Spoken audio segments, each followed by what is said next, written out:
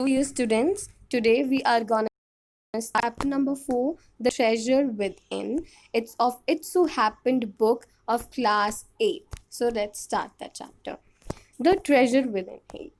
So let's read the before you read first. Every child is a potential achiever and is different from other children in her or his style of learning and area of interest. तो यहाँ हमें बता रखा है कि her child की जो learning है, स्टाइल ऑफ लर्निंग है, उनका इंटरेस्ट है, वो डिफरेंट होता है. ठीक है, हर चाइल्ड का पोटेंशियल डिफरेंट होता है. अब read the interview that follows. इस चैप्टर में हमें एक इंटरव्यू बता रखी है. किसके बीच में है? मिस बेला राजा, जो कि स्पार्श की एडिटर हैं, जो कि स्पार्श क्या है? एक न्यूज़ लेटर है रिसोर्स सेंटर का, द वैली स्कूल बेंगलोर का. ओके और मिस्टर हफीज़ कॉन्ट्रैक्टर, जो कि इंडिया के one of the leading architects में से एक हैं. तो बेला राजा, मिस बेला राजा और मिस्टर हफीज़ कॉन्ट्रैक्टर के बीच का ये इंटरव्यू है, एक कॉन्वर्सेशन है, काइंड ऑफ इंटरव्यू नहीं कह सकते, कॉन्वर्सेशन है. तो वही इस चैप्टर में हमें दिखा रखा है. तो इस चैप्टर में मिस बेला राजा को BR से रिप्रेजेंट किया गया है और मिस्टर हफीज़ कॉन्ट्रैक्टर को HC से. So don't get confused, right? So let's start the chapter. Hafiz Contractor was an unhappy schoolboy. He loved doing things but detested mechanical learning. Mathematics gave him shivers. What his principal once said to him influenced him deeply. तो यहाँ हम first part जो पढ़ रहे हैं उसके अंदर हमें बता रहा है कि जो हफीज़ कॉन्ट्रैक्टर थे, जो हैं, वो एक बहुत ही अनहैप्पी स्कूल बॉय थे, जिनको पढ़ना बिल्कुल पसंद नहीं था और उन्हें मैकेनिकल लर्निंग बिल्कुल पसंद नहीं थी, पर उन्हें दूसरी चीज़ें करना बहुत पसंद था. ठीक है, मैथमेटिक्स उन्हें बिल्कुल पसंद नहीं थी, उससे तो वो कांपने लग जाते थे. और उनके प्रिंसिपल ने एक दिन उन्हें ऐसी बात कही जिसने उन्हें बहुत इन्फ्लुएंस किया. तो let's start the chapter. Let's start the conversation between HC and BR. So HC क्या कहते हैं? I use to have this terrible nightmare. Only now over the last 4 to 5 years it seems to have disappeared. तो HC कहते हैं कि मुझे बहुत बुरे सपने आते थे. टेरेबल नाइटमेयर यानी कि बुरे सपने आते थे, पर वो कुछ 4-5 सालों से अब मुझे नहीं आ रहे हैं, वो गायब हो चुके हैं. ठीक है, तो BR कहते हैं कि किस तरीके के नाइटमेयर्स आपको आते थे और वो अब गायब क्यों हो चुके हैं. तो HC कहते हैं कि मुझे नाइटमेयर्स आते थे मैथ्स एग्जामिनेशन में बैठने के. मैं मैथ्स एग्जामिनेशन में बैठा हूँ, मुझे ऐसा सपना आ रहा है और मुझे कुछ भी नहीं आता. Now the psych must have Gotan over it. पर अब मैं उससे जीत चुका हूँ, क्योंकि अब मेरे पास टाइम ही नहीं है एजुकेशन के बारे में सोचने का, और ना ही मेरे को नाइटमेयर्स के लिए, सपनों के लिए टाइम है मेरे पास. तो BR कहते हैं कि आप अपने अर्लीस्ट मेमोरीज इन स्कूल, अपनी स्कूल की मेमोरीज़ के बारे में हमें कुछ बताओ. तो HC कहते हैं कि पहले 2 साल के जो स्कूल के थे वो बहुत अच्छे थे, मैं बहुत अच्छा स्टूडेंट था. पर जैसे मैं 3rd स्टैंडर्ड में आया, मेरा इंटरेस्ट जो है स्टडी से ख़त्म हो गया. मैंने कभी पढ़ाई नहीं की. मैं गेम्स में इंटरेस्टेड था. मुझे जोक्स करने में अच्छा लगता था, प्रैंक्स करने में, यानी लोगों को बुद्धू बनाने में मज़ा आता था. I would copy in class. मैं एग्ज़ाम के टाइम पर कॉपी कर लेता था, चीट कर लेता था और एग्ज़ामिनेशन पेपर पर ट्राई करता था होल्ड लाने के, क्योंकि मैं कभी पढ़ता नहीं था, क्योंकि मुझे याद नहीं होता था, क्योंकि मैंने कभी पढ़ाई की ही नहीं थी और क्योंकि मुझे कोई चीज़ याद रहती नहीं थी जो मुझे क्लास में पढ़ाई जाती थी. However, later one sentence spoken to me by my principal changed my life. तो उन्होंने कहा, एक बार मेरे प्रिंसिपल ने मुझे कोई बात कही जिसने मेरी लाइफ चेंज कर दी. When I appeared in my 11th standard, the principal called me and said, "Look here, son, I have been seeing you from day one." तो जब मैं 11th स्टैंडर्ड में आया तब मेरे प्रिंसिपल ने मुझे बुलाया और कहा कि तुम इधर आओ बच्चे, मैं तुम्हें डे 1 से तुम्हारा ध्यान रख रहा हूँ. तुम बहुत अच्छे स्टूडेंट हो, पर तुम कभी पढ़ते नहीं हो. अब मैंने तुम्हारा ध्यान रखा है आज तक, तब से लेकर आज तक मैंने हमेशा तुम्हारा ध्यान रखा है. अब मैं तुम पर ज़्यादा ध्यान नहीं रख पाऊँगा, क्योंकि 11th स्टैंडर्ड बहुत बड़ा स्टैंडर्ड हो जाता है. अब तुम्हें सब कुछ खुद करना पड़ेगा. उन्होंने मुझसे 5 मिनट तक बात की. उन्होंने कहा कि you don't have your father, your mother has worked so hard to bring you up. वो कहते हैं तुम्हारे फादर तो है नहीं, और तुम्हारी मम्मा ने, तुम्हारी मदर ने तुम्हें बड़ा करने के लिए, तुम्हारी फ़ीस पे करने के लिए इतना हार्ड वर्क किया इतने सालों तक, पर तुम फिर भी गेम्स में ध्यान देते हो, गेम्स खेलते रहते हो सारा दिन। तो अब तुम्हें पढ़ना चाहिए, तुम्हें अपनी मम्मा की हेल्प करनी चाहिए। तो I use to be a very good sportsman. फिर वो कहते हैं, एचसी वापस कहते हैं कि मैं बहुत अच्छा स्पोर्ट्समैन था, मैं सीनियर चैम्पियन था, और मैं क्रिकेट कैप्टन भी था, क्रिकेट टीम का भी कैप्टन था, और मैं हर गेम खेलता था। पर उस साल, but that year I did not step out on to the field, पर मैं उस साल फील्ड में ही नहीं गया। I would go for the prayers, मैं प्रेयर करने जाता, प्रार्थना करता, अपने रिलीजियस प्लेस पर जाता, and all I would do was eat and study, और मैं सिर्फ खाता था और पढ़ता था। एंड नॉर्मली मैं वैसे तो कॉपी कर लेता, बाकी क्लासेस में मैं चीटिंग करके पास हो जाता था, पर मैंने तब रियलाइज़ नहीं किया कि ये एसएससी है, सीनियर सेकेंडरी क्लासेस हैं, इसमें मैं वो चीटिंग नहीं कर सकता।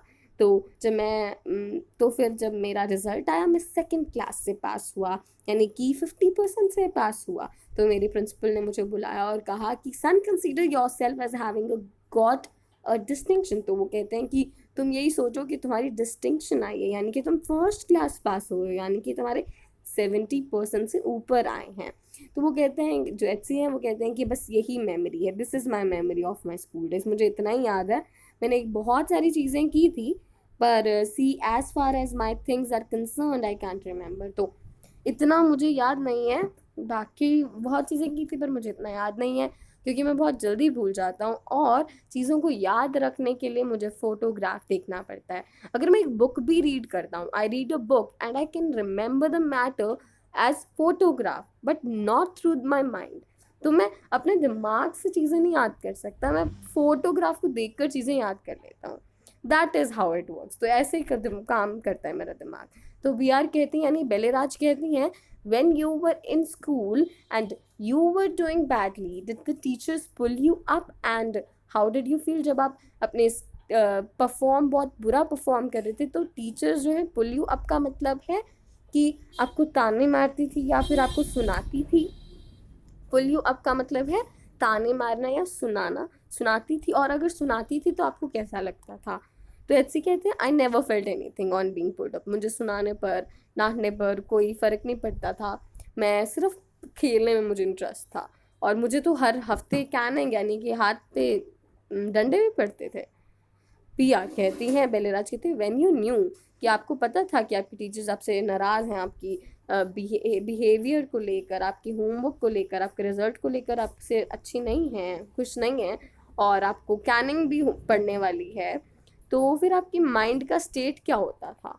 तो फिर एचसी कहते हैं, state of mind, just lift up the hand and they would can you. तो कहते हैं कि मेरे दिमाग का स्टेट क्या मतलब, स्टेट ऑफ माइंड का क्या मतलब हुआ, मैं अपना हाथ ऊपर कर देता था और वो मुझे मार देते थे हाथ पे, और थोड़ा सा बुरा लगता था, दर्द होती थी, बुरा नहीं लगता था यानी दर्द होती थी, और मैं सब भूल जाता था और खेलने चला जाता था। तो बी आर कहती हैं, यू नेवर फेल्ट इनसिक्योर, और मतलब और थ्रीटन, तो आपको कभी डर नहीं लगा। तो एचसी कहते हैं, I was just interested in playing and nothing else. मुझे सिर्फ खेलना पसंद था और मैं और किसी चीज़ में इंटरेस्टेड नहीं था, और मैं सबसे ज़्यादा इंटरेस्टेड था फ़नी प्रैंक्स में। मुझे मजाक बनाने में लोगों का बहुत मज़ा आता था। और एक दिन I did not want to study, so I created a distraction. एक दिन मुझे पढ़ने का बिल्कुल मन नहीं था, तो मैंने डिस्ट्रैक्शन क्रिएट किया, और पूरे 1 घंटे डिस्ट्रैक्शन, यानी कि अपना ध्यान भटका लिया, कुछ और चूज़ कर लिया पढ़ाई के अलावा। तो मैं पूरा 1 घंटा चोर पुलिस खेला। Every Saturday we were allowed to go in to town to see a movie. तो हमें हर सैटरडे बाहर टाउन जाने का मौका, मतलब को अलाउ किया जाता था, और मूवी देखने को मिलता था हमें। तो so I would do was have no lunch and collect money from 40 to 50 students। तो मैं क्या करता था, लंच नहीं करता था, लंच छोड़कर 40 से 50 बच्चों के पास जाकर मनी कलेक्ट कर लेता था, और फिर सबके लिए टिकट्स लेकर आ जाता था, और आते हुए मैं बहुत अपने मन चाहा खाता था, हर्ट्स कंटेंट, जितना मेरा मन करता था उतना खाता था। I use to be a leader of a gang, मैं अपनी गैंग का लीडर होता था। हमारी गैंग में हम लड़ते थे, स्ट्रैटेजीज प्लान करते थे, और ये बहुत ही ज़्यादा इंटरेस्टिंग था मेरे लिए। ये सबसे अच्छी चीज़ें थी मेरे लिए, एकेडमिक्स से ज़्यादा इंटरेस्टिंग थी। एकेडमिक्स का मतलब होता है कि जो पढ़ाई से रिलेटेड चीज़ें होती हैं, राइट। तो वो कहते हैं कि मेरे लिए एकेडमिक्स से अच्छा ज़्यादा इंटरेस्टेड था ये सब प्लान करना, स्ट्रैटेजीज, फाइट्स करना, मतलब प्रैंक्स करना लोगों के साथ, ये ज़्यादा चीज़ें इंटरेस्टिंग लगती थी मुझे। Students use to book my text books for the following year. तो कहते हैं मेरे जो स्टूडेंट्स थे, लोग तो लाइन लगाकर मेरी बुक को बुक कर लेते थे मेरी टेक्स्ट बुक्स को। क्योंकि वो एकदम न्यू होती थी, ऑलमोस्ट ब्रांड न्यू होती थी, क्योंकि मैंने उन्हें एग्ज़ाम से पहले मुश्किल ही कभी उसे खोला होगा, एग्ज़ाम से पहले भी मुश्किल ही खोला होगा। So this was the first part of the chapter. The second will be continued in the next part of the video, because it's a very big chapter.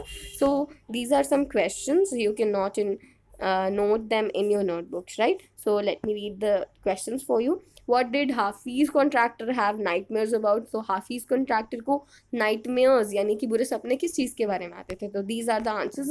उन्हें मैथमेटिक्स एग्जामिनेशन के बारे में आते थे ये answers. Okay, so don't worry, I'll just provide you the PDF too. Okay, so what did the principal say to him which influenced him deeply? Okay, you can take the screenshot from here. These are the answers and I'm going to read them for you. तो उन्हें हमने देखा कि principal की किसी बातों ने उन्हें इन्फ्लुएंस किया था, तो ऐसी क्या बात उन्होंने कही थी, ये क्वेश्चन है। और that year I did not step out into the field. तो वो तो एचसी जब कहते हैं कि मैंने उस साल फील्ड में पैर तक नहीं रखा था, तो वो कहाँ ऐसा बिजी थे, क्योंकि वो एग्ज़ाम्स के लिए प्रिपेयर कर रहे थे। और क्या डिस्ट्रैक्शंस जो हफीज़ कॉन्ट्रैक्टर एचसी ने क्रिएट की थी, उन्होंने चोर पुलिस का गेम खेलना शुरू कर दिया था डिस्ट्रैक्ट करने के लिए। Would you like to participate in distractions had you been with him? तो मतलब कि अगर आप क्या कोई डिस्ट्रैक्शन क्रिएट करना चाहोगे, तो दीज आर द आंसर। तो डिस्ट्रैक्शन वाला क्वेश्चन वो आपके ऊपर डिपेंड करता है, डू यू वांट। वैसे तो most of the students will write no. So this is the chapter. The second part will be continued in the next video. Thank you and have a nice day.